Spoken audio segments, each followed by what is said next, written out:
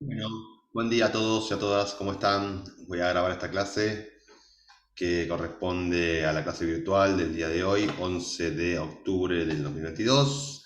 ¿Sí? Voy a pasar a compartir pantalla, le voy a mostrar un poco qué es lo que estuvimos trabajando y cómo vamos a continuar en las clases siguientes. ¿Sí? Bien, esperen que voy a compartir pantalla. Acá está, ahí está. Bueno, a ver, espero que estén viendo lo mismo que yo. Vamos a repasar primero un poquito de lo que estuvimos trabajando hasta ahora, ¿sí? Lo último que vimos fue, a ver, de la clase anterior presencial que tuvimos, estuvimos explicando lo que era el concepto de Estado según el marxismo, ¿sí? Eso lo explicamos en la clase anterior, sino la otra que tuvimos presencial. Sí, les expliqué este título que está en la fotocopia de la clase 4, el Estado según el marxismo, lo estuvimos trabajando en clase, lo estuvimos viendo y después expliqué este título que hablaba de la organización nacional. O sea, el primero era un concepto como desde una corriente filosófica, ¿sí? Se entiende al concepto de Estado.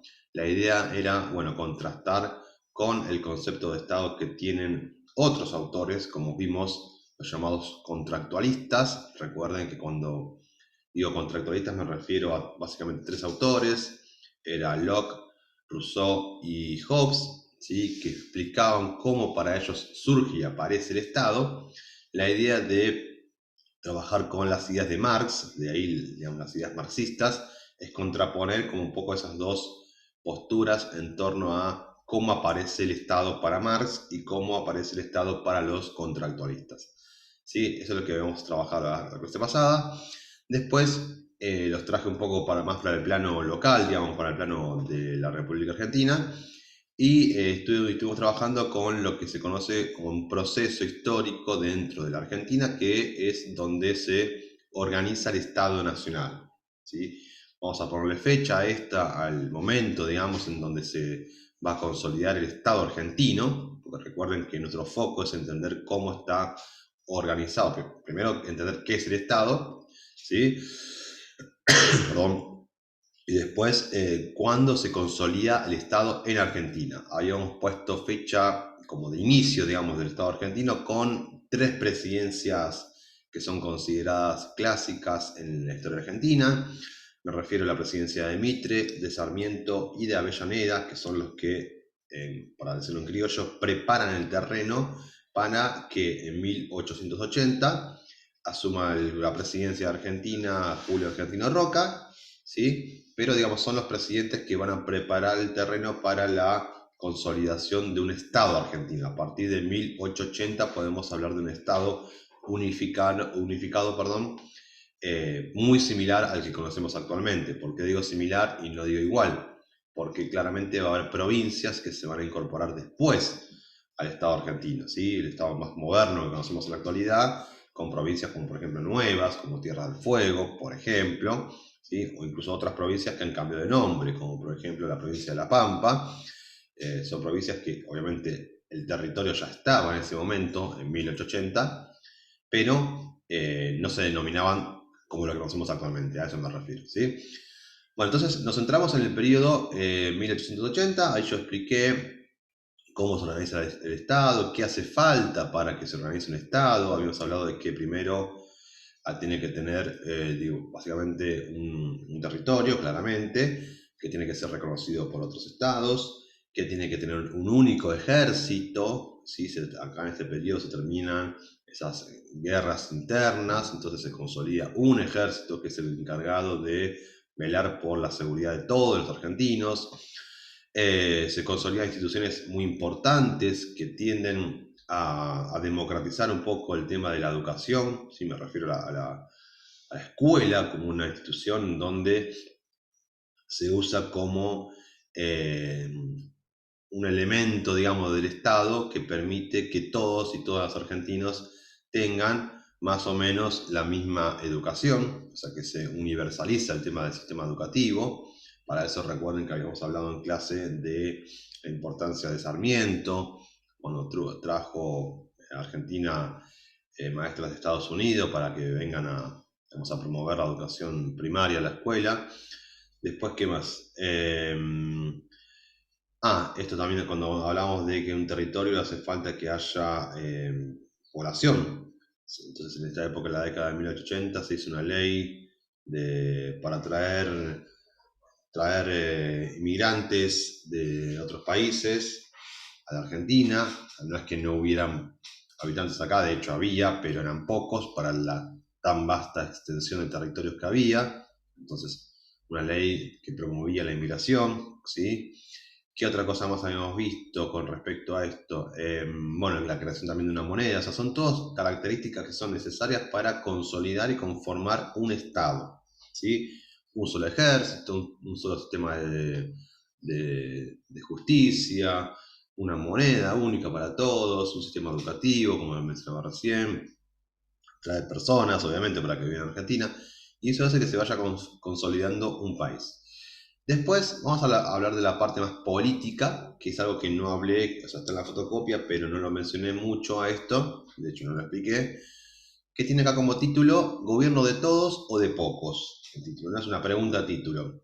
La República Conservadora, fíjense que tiene como fecha 1880-1916. ¿A qué se refiere con esto de República Conservadora? Primero vamos a desglosar un poquito este título, ¿no? Cuando habla de república se refiere claramente a una forma de gobierno, ahora lo vamos a ampliar un poquito más, pero ustedes entiendan que la Argentina cuando se conforma, cuando se crea la Constitución Argentina en 1853, establece que la forma de gobierno va a ser una forma de gobierno republicana. ¿Qué quiere decir eso? A ver, básicamente hay dos grandes formas de gobierno. En ese entonces en el mundo convivían lo que es la monarquía, es decir, un gobierno dirigido por un rey o reina, que es un cargo hereditario, es decir, no es un cargo que es electo por la población. ¿Sí? En Argentina no hubo monarquía nunca, ni la va a haber, supongo yo.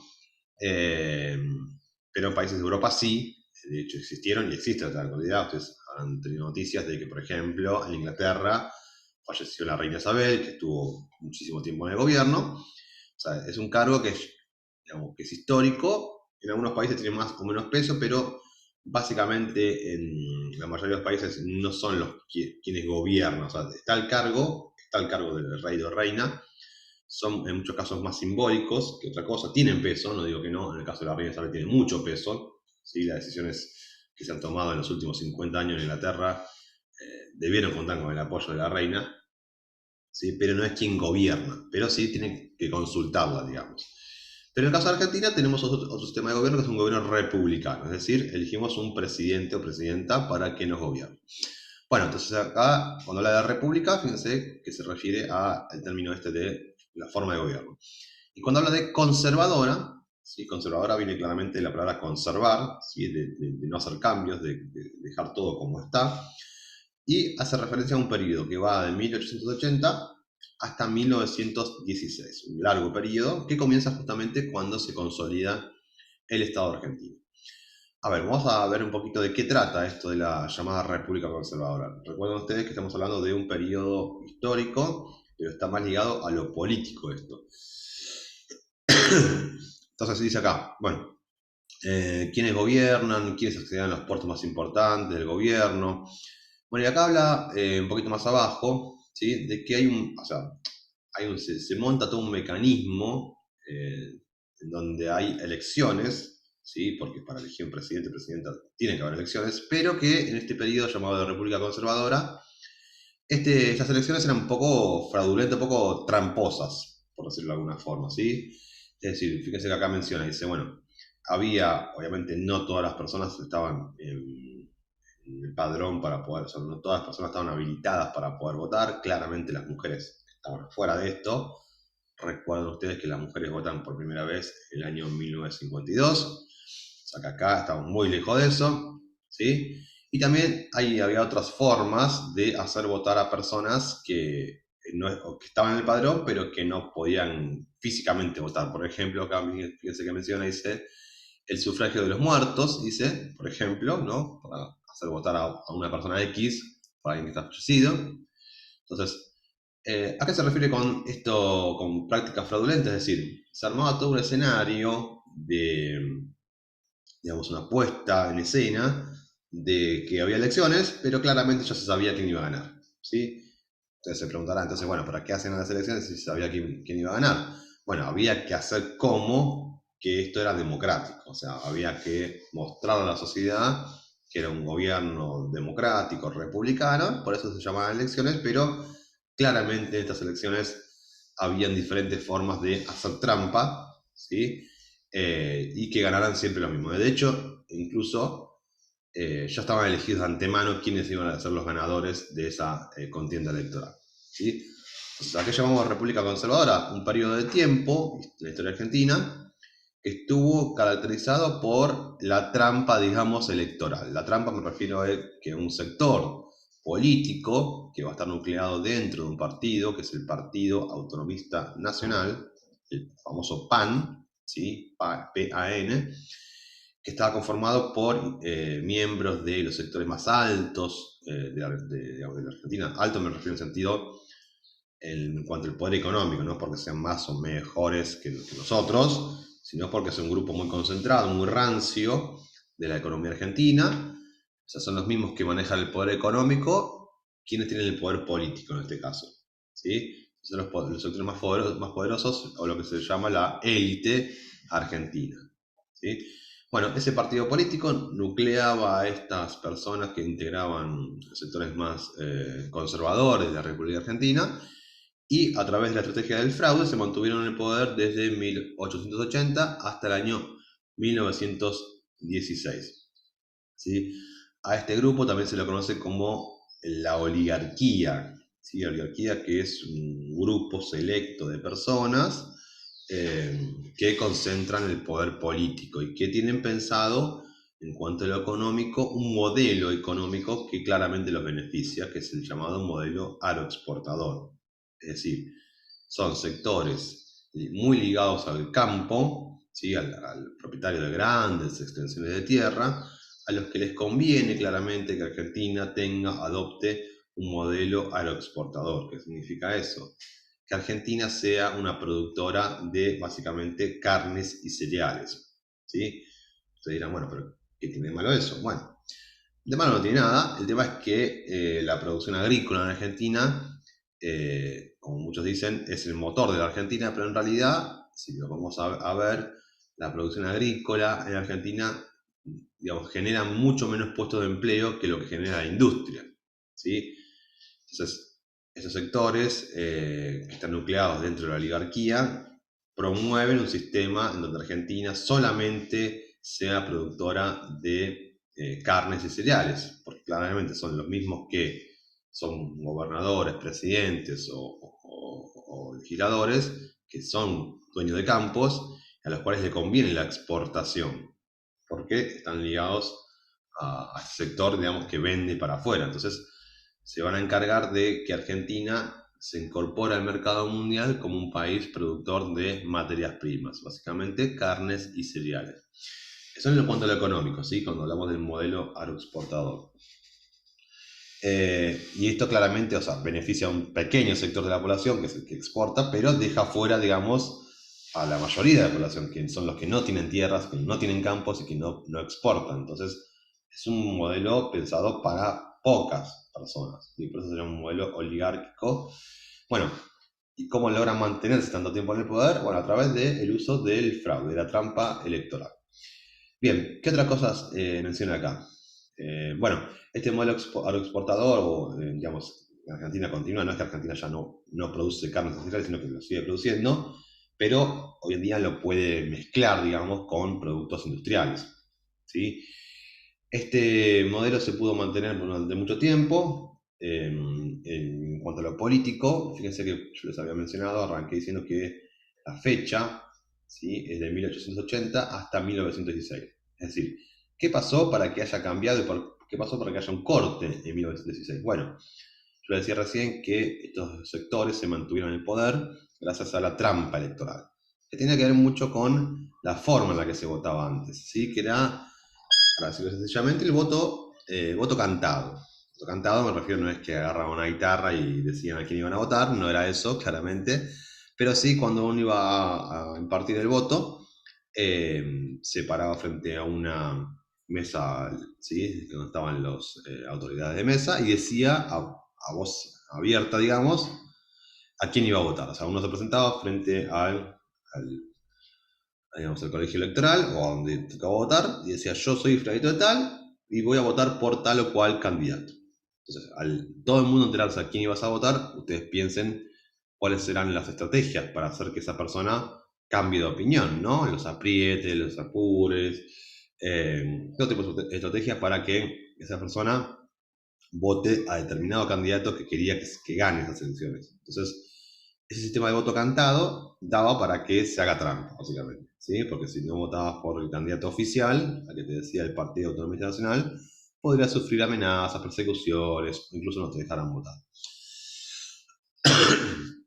Cuestión es que ese sistema se va a cambiar con la famosa Ley Sáenz Peña, ¿sí? Que se va a poner en práctica recién en el año 1916. ¿Qué establece la Ley Sáenz Peña? Que el voto es universal, secreto y obligatorio. Con lo de secreto cambia mucho la cuestión. ¿Por qué? Porque ahora cuando es secreto, vos entras a un cuarto oscuro, elegís una boleta, si lo metes dentro del sobre y ese sobre va a una urna. Entonces nadie se entera a quién votás. De esa forma, ¿qué permitió? Que no se pudiera hacer trampa como se hacía antes con el voto cantado. ¿Por qué? Porque nadie sabe a quién votaste. Entonces, eso es la ley Sáenz Peña, lo que va a permitir es que se ponga fin a todo un periodo largo que va de 1880, en donde había fraude electoral, y se pasa a un gobierno más democrático, ¿sí? O electo por lo menos de otra forma, ¿sí? Donde después podemos discutir si había o no trampa, si hay forma de hacer trampa con este sistema, seguramente que sí, pero es menos probable, se entiende, que haya trampas con el sistema del voto secreto. Bueno, eso se va a terminar, ese periodo de llamada República Conservadora, se termina en 1916 con la llegada a Hipólito Yrigoyen al gobierno de la República Argentina, que pertenecía a un partido político llamado Partido Radical, que representaba sectores de clase media y algunos sectores de clase baja también. ¿Sí? Bueno, ahí es como se produce un corte en 1916, y donde se pone fin a todo un periodo de trampa electoral y donde gobernó un sector minoritario de Argentina, gobernó a la mayoría. Bueno, por eso habla acá de gobierno de todos o de pocos. ¿Sí? La República Conservadora en realidad es un gobierno de pocos. ¿Sí? Bueno, y después que tenía ustedes, bueno, después al final de esta clase había puesto la actividad 3, que es la que estuvieron trabajando ustedes en clase, que tendrían que entregármela la semana pasada. Algunos lo hicieron, otros no. Bien, voy a ir para atrás. En realidad, por avanzar a la clase 6. La clase 6 ya estaba subida la semana pasada. Es un material que vamos a ir trabajando la clase siguiente. En esta clase 6 ustedes tienen como título Poder y Estado y los tipos de gobierno. Fíjense que vamos a tratar de relacionarlo con el que estuvimos explicando recién. Cuando habla de tipo de gobierno, dice que acá dice que existen diferentes formas de clasificar los tipos de gobiernos existentes en el mundo actual. Dice que, que el Estado claramente es el mismo. El Estado es una institución que se mantiene en el tiempo, que perdura en el tiempo, el Estado continúa, pero lo que cambia es la forma de administrar ese Estado, que es la que se conoce como el gobierno. Acá, fíjense que habla de diferentes formas de gobierno, es la monarquía, la aristocracia, oligarquía y la democracia. La monarquía la expliqué hace un ratito, ¿sí? Cuando gobierna un monarca, que es una sola persona, que no es el cargo electo. La aristocracia u oligarquía es el sistema de gobierno que podemos identificar que en Argentina existió en este periodo que estaba mencionando recién, de 1880 a 1916. Lo repasamos si quieren. Dice: cuando el gobierno es ejercido por un grupo de personas quienes supuestamente son los mejores formados para la función pública, pero que en general son los más ricos o los que tienen cierta preeminencia en la sociedad por tradición o por sangre, como sucede con la nobleza en ciertos países. Bueno, en Argentina existió esto del gobierno oligárquico, claramente, ¿sí? Un gobierno de pocos, para pocos, y también existió o existe la forma de gobierno llamada democracia, ¿no? Que es cuando es ejercido directa o indirectamente por todo el pueblo. En realidad se gobierna por lo que decide la mayoría de la población, que debe respetar o tolerar a la minoría. ¿Sí? Bien, esas serían las formas de gobierno, ¿sí? La monarquía, la oligarquía y la democracia.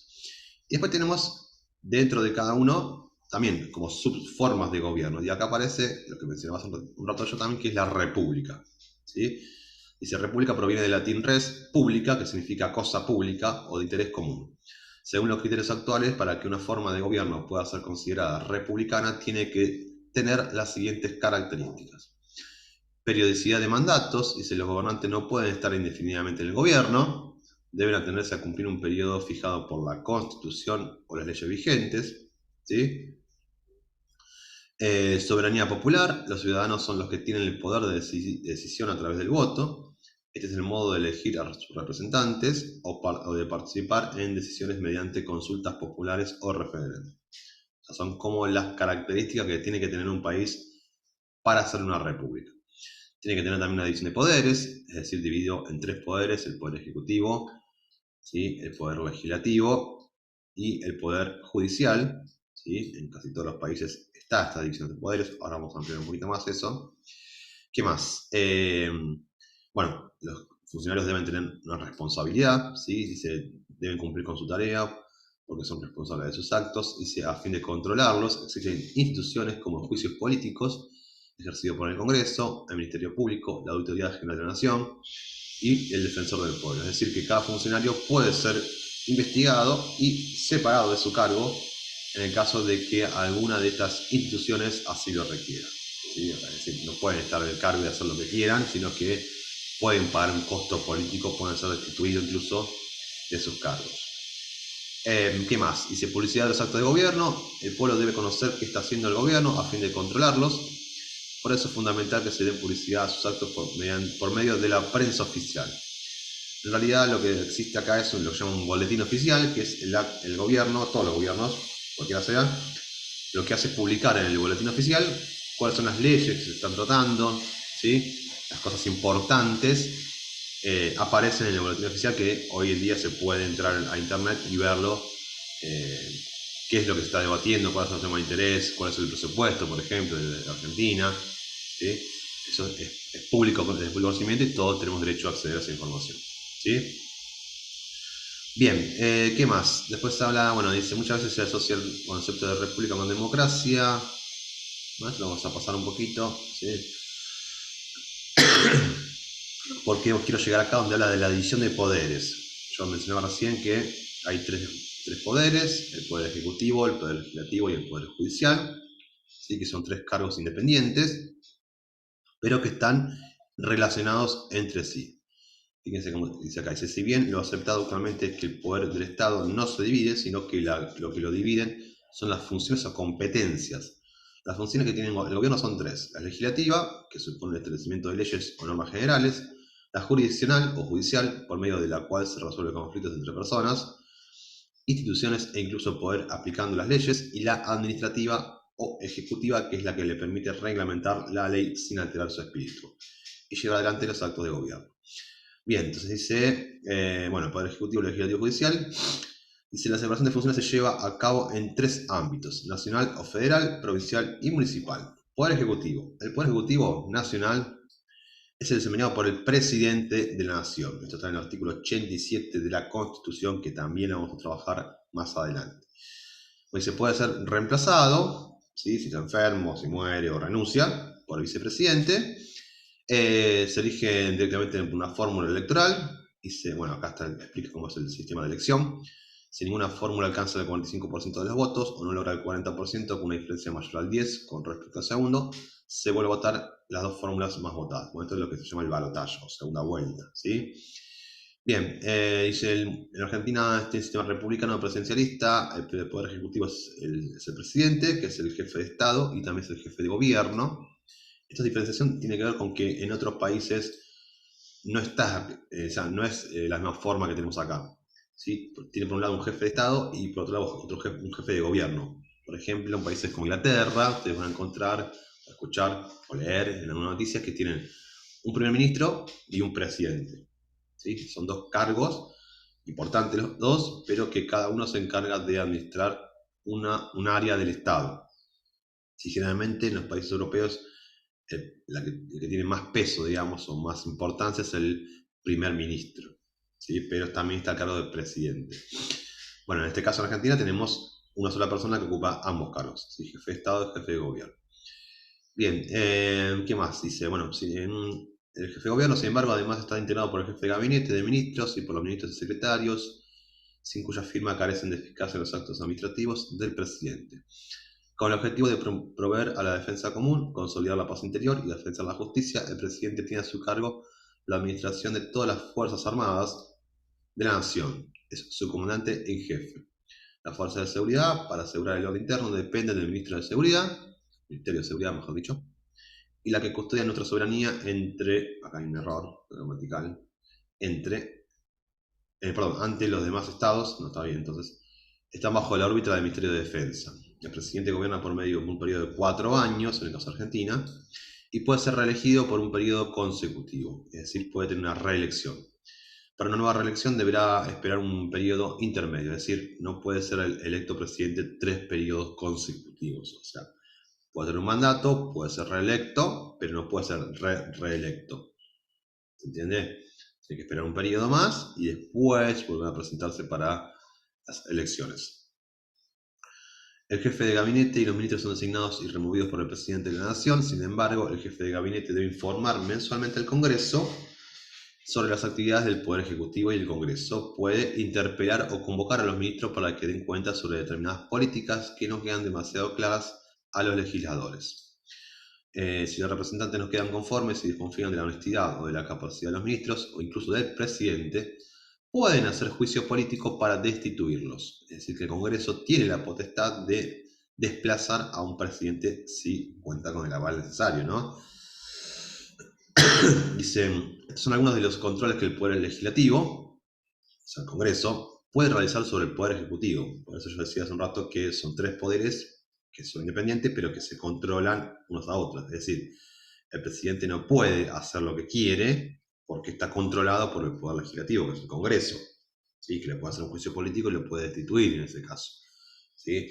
En el caso de Argentina no pasó nunca eso, son cosas peores, como golpe de Estado, por ejemplo, pero que el Congreso Nacional haya destituido a un presidente no ha ocurrido, o bueno, yo no tengo conocimiento de eso, ¿sí? Pero tiene la potestad y puede hacerlo. Dice, estos son algunos de los controles que el Poder Legislativo puede realizar sobre el Poder Ejecutivo. El Poder Ejecutivo interviene en el Poder Judicial, fíjense, ¿no? El presidente puede intervenir en el Poder Judicial mediante su participación en el nombramiento de los jueces y porque puede indultar o conmutar las penas por delitos sujetos a la jurisdicción federal. Es decir, el presidente o la presidente puede elegir a los jueces que formen parte de la Corte Suprema de Justicia, que es el órgano máximo de justicia que tiene en Argentina, ¿sí? O puede incluso, si hay un delito federal, o sea, que tenga que ver con la justicia federal, referida a todo el país, puede indultar a una persona, puede firmar un indulto y puede, una persona que esté presa, no sé, un ejemplo, un preso político, ponele, el presidente puede firmar un indulto y liberar a esa persona, ¿sí? Tiene la potestad de hacerlo y tiene la potestad de elegir los integrantes de la Corte Suprema de Justicia, no a todos los jueces, ¿tá? Dice, bueno, previo informe del tribunal correspondiente, excepto en los casos de acusación por la Cámara de Diputados. Bueno, después habla del Poder Legislativo, es bicameral, es decir, que el Poder Legislativo es el Congreso, tiene 2 cámaras, Cámara de Senadores y Cámara de Diputados. Está constituido por una Cámara de Diputados que representa al pueblo de la Nación, 257 diputados, y una Cámara de Senadores que representa los intereses de las 23 provincias y de la capital federal, con 72 senadores. O sea, son más diputados que senadores. El número de diputados de cada distrito electoral se incrementó desde el momento en que se redactó la Constitución de 1853 hasta la actualidad. En el artículo 46 se fijó la cantidad de diputados por cada provincia para la primera legislatura.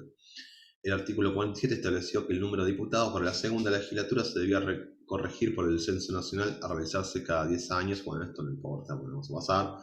Habla de cuál es la cantidad de habitantes que tiene que tener un distrito para poder elegir a sus representantes. Esto la verdad que no me parece que sea tan relevante, lo voy a avanzar un poquito. Voy a llegar hasta acá donde dice, para que haya pluralidad de partidos políticos se utiliza el sistema electoral proporcional, importante esto, y se reparten los cargos entre los partidos que obtuvieron mayores proporciones siempre que hayan alcanzado la cantidad correspondiente al 3% del padrón electoral. ¿Qué significa esto? Que el sistema electoral argentino lo que hace es que si hay varios partidos políticos que se presentan a elecciones, el que gana no es que se lleva todas las bancas, es decir, vamos a suponer que hay 3 partidos políticos, ¿no? se presentan elecciones para senadores y diputados. Lo que no sucede es que el que gana, supone que hay que renovar la Cámara de Diputados y hay, no sé, 60 diputados que tienen que ser reelectos. Lo que ocurre es que el que gana, el partido que gana, no es que se lleva las 60 bancas, ¿se entiende? Sino que hay un sistema proporcional. O sea, el que gana se lleva la mayoría, pero el que perdió, digamos, o el que sacó menos votos, también se lleva un porcentaje de esas bancas. ¿Se entiende? ¿Por qué se hace eso? Bueno, porque de esa manera lo que se asegura es que las minorías también van a estar representadas en el Congreso. Si no, solamente el partido que gana se lleva todo y no queda nada para el resto. Sería injusto porque solamente se gobernaría con total impunidad y sin ningún tipo de oposición dentro del Congreso. Y la idea justamente del Congreso es que haya debate, que haya ¿sí? Un ida y vuelta, un intercambio de ideas. Entonces, lo que se hace es un sistema proporcional. El ganador se lleva la mayoría de las cámaras, pero lo que sale en segundo se lleva un porcentaje, e incluso también los partidos que sacan menos cantidad de votos, siempre que superen el 3%, si vos sacas un 3% digamos, de votos, también te llevas una pequeña cantidad de cámaras, perdón, de representantes en la Cámara de Diputados o Senadores. ¿Sí? Por eso, por ejemplo, los partidos de izquierda son los que pelean justamente para llegar a ese piso del 3%. O sea, no tienen un caudal de voto muy amplio, pero siempre tienen uno, dos o tres diputados senadores en el Congreso que entran justamente por pasar el piso del 3%. ¿Sí? Bueno, después se elige la mitad de diputados cada distrito cada 2 años, su mandato dura 4 y pueden ser reelegidos. El número de senadores es desde la reforma del 94 por distrito electoral. Se elige de forma directa, o sea, nosotros elegimos directamente a nuestros representantes, senadores y diputados, ¿sí? Y es esto de la lista incompleta, que es lo mismo que yo explicaba recién de que es proporcional, ¿sí? Acá lo expliqué. El partido ganador obtiene 2 bancas y el segundo una. Las elecciones se hacen cada 2 años en un tercio de distritos electorales de cada país. El mandato de un senador dura 6 años y puede ser reelegido. Bien, después hablan de las funciones del Poder Legislativo, que es lo que estamos hablando, diputados y senadores. Básicamente son los que se encargan de sancionar las leyes, ¿no? De debatir en el Congreso, básicamente, las leyes y aprobarlas o no. ¿Sí? Para que sean aprobadas tienen que tener un porcentaje, tienen que tener quórum, como se dice primero, tiene que haber una cierta cantidad de diputados o senadores sentados en sus bancas para que se pueda discutir el, el proyecto de ley. O sea, no alcanza con que haya 2 diputados, sino que tiene que haber un porcentaje establecido para que la mayoría esté presente en el recinto y poder discutir, porque si no se juntan 2 diputados y se sanciona una ley, no. Tiene que tener sí, un porcentaje de diputados presentes. Y son los que básicamente se encargan de debatir y de armar las leyes que después se van a agregar en la Constitución. ¿Sí? ¿Qué más? ¿Qué más? ¿Qué más? Bueno, el Poder Ejecutivo interviene también en la formación de las leyes, puesto que puede elaborar, o sea, el presidente puede elaborar un proyecto o ley y enviarlo al Congreso, y también puede vetar, impedir, prohibir una ley si le parece que obstaculiza el normal desempeño de su gobierno. O sea, el presidente puede hacer una ley, enviarle el proyecto de ley al Congreso para que se debata y se apruebe, ¿sí? O también puede hacer un decreto de necesidad de urgencia, que es una especie de ley express, algo que tiene que salir rápido, digamos, puede firmar el decreto y no pasa por el Congreso. Eso es legal, se puede hacer, el presidente tiene la potestad para hacerlo, pero no es lo que se debería hacer. O sea, puede hacerlo el presidente, sí, está en sus facultades está poder hacer lo que se llama un DNU, decreto de necesidad de urgencia. Pero para el público, digamos, para la población no cae bien, porque justamente si vos elegís un diputado o un senador, es para que vaya al Congreso y debata las leyes, no para que lo imponga un presidente desde arriba. Entonces, se ha usado, sí, se ha usado muchísimas veces, DNU, ¿sí? Pero no, eso depende del contexto político, no, digamos, lo miden eso, ¿sí? Cuándo hacerlo, cuándo no, pero no es algo que sea muy recurrente, ¿sí? Igual depende de cada gobierno, ¿no? Unos han usado más que otros de las DNU, pero es algo que se ha hecho. La idea es que este proyecto de ley se ha debatido en Congreso, ¿sí? Y el presidente también lo que puede hacer es prohibir o anular las leyes que hace el Congreso. ¿Sí? También dan la facultad de hacerlo si cae simpático, digamos, o es aceptado por la población, y no, porque justamente si yo elijo un diputado para que sancione una ley, o lleve adelante un proyecto de ley que después va a ser vetado por el presidente, es como que no tiene sentido, ¿no? Pero bueno, está dentro de sus facultades. Son herramientas legales que tienen los presidentes, pero que depende del caso, algunos las usan más o otros menos, depende del contexto político, ¿no? Si tienen apoyo o no, porque son realmente medidas muy antipáticas, ¿sí? Para la población. Después, ¿qué más dice? Los decretos presidenciales son normas, pero presentan una característica especial, son de carácter reglamentario, es decir, sirven para aplicar las leyes en casos particulares, complementan las leyes, no legislativos. Solo los decretos de necesidad de urgencia, esto que yo se mencionaba, que es el DNU, ¿sí? DNU, el decreto de necesidad de urgencia, de carácter legislativo, cuando circunstancias excepcionales hicieron imposible seguir los trámites ordinarios por esta Constitución para la sanción de las leyes, y no se trata de normas que regulen materia penal, tributaria, electoral o el régimen de los partidos políticos. Tienen validez si están refrendados, autorizados recientemente en acuerdo general de ministros y con el jefe de gabinete de ministros, y tienen vigencia, pero luego deben ser tratados por la Comisión Bicameral del Congreso. El Congreso, además de tener a juicio político y a las interpelaciones parlamentarias como forma de control, también puede indagar a la administración pública mediante las comisiones parlamentarias de investigación que existen, aunque no están incluidas explícitamente dentro de la Constitución, y han sido aceptadas por la doctrina y por los fallos de la Corte Suprema de Justicia. Los titulares del Poder Ejecutivo generalmente han aprobado su proceder, aunque a veces generan resistencia, si se observan todas las facultades de supervisión que tiene el Congreso para controlar las actuaciones de los funcionarios y jueces. Se puede afirmar que cuando nuestros representantes no ejercen estas facultades, en los casos que corresponden, están incurriendo en el incumplimiento de su labor como funcionarios públicos.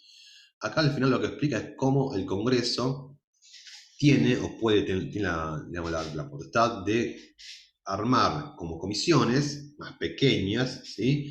Que pueden investigar determinado acontecimiento, hacer un seguimiento de un presidente, de un ministro, o sea, hacer una investigación en profundidad que logre dar cuenta de si, por ejemplo, hubo un acto de corrupción, hubo un acto de desvío de fondos, si un funcionario del gobierno está obrando mal, ¿sí? En ese caso se hace una investigación desde el Congreso, legal claramente, e incluso se le puede hacer un juicio político y hasta incluso desplazarlo, ¿sí?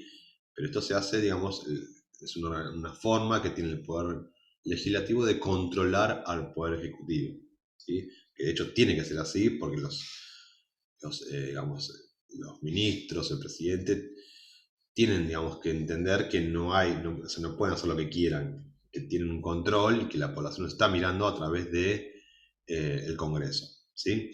Bueno, esta es la explicación de la fotocopia de hoy. Ahora les voy a subir un video porque se me está por cortar el Zoom, ¿sí? Estoy grabando la clase, se me está por cortar. Así que ahora les voy a dejar este video, más otro video más que explica lo que es la división de poderes. Espero que se haya entendido, que haya quedado claro y espero que vean el video, ¿sí? Miren que la semana que viene le voy a preguntar qué es lo que dije al final del video para ver si lo vieron hasta el final, ¿sí? Y que no me responde le voy a poner un punto rojo, ¿tá? Y el que me responda bien le voy a poner un punto verde. Bien.